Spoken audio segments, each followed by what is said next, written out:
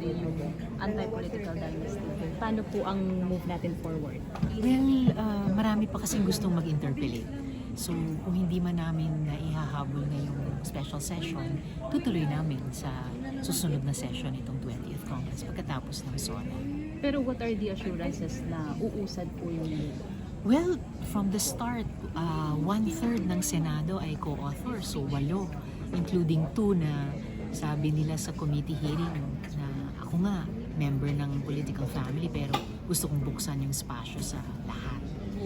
And then, sa counterpart namin for the first time, yung speaker nila, majority leader nila, co-authors din.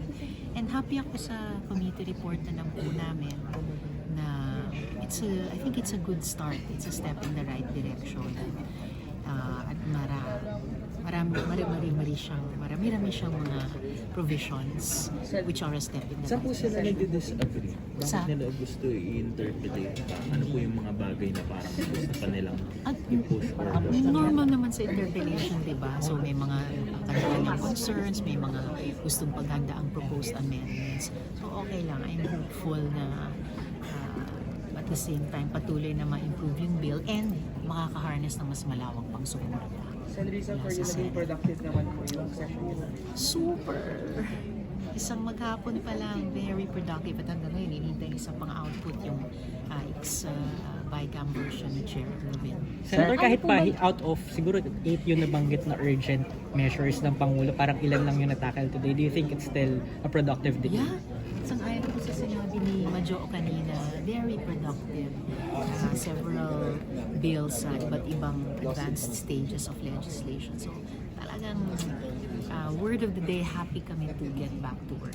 Senator, clarification lang regarding dun sa status ng pet bills ng Magna Carta for BHW sa yung anti-hospital detention bill. Yes. Kamusta sila ngayon? Parang nasang level na sila? Nasa period of amendments, pareho actually. And then yung yung anti-OSAID, Online Sexual Abuse and Exploitation of Children Amendments Bill. So, itutuloy lang namin yung pagsulong ng mga yan. Hindi naman po bitin yung special session. Well, syempre, we wanted to do as much as possible, pero hindi man namin kayanin lahat.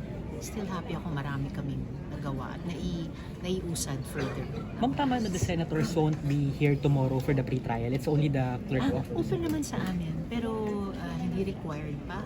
And then, yung syempre yung mga staff namin are kung hindi man lahat. Pero how about you, Senator? Will you be here tomorrow or May the staff na lang? trabaho ako out of town. Then final na po si Senator Cheese as presiding officer.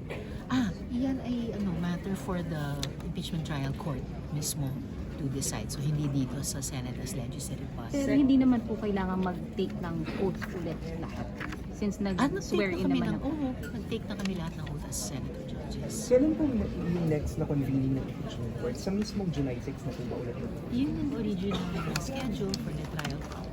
Of course, at any time, the court could change its schedule. Pero sa ngayon, yun yung pa rin yung calendar. Sen, possible po pa na magkaroon pa ng Special session. Ito na yun.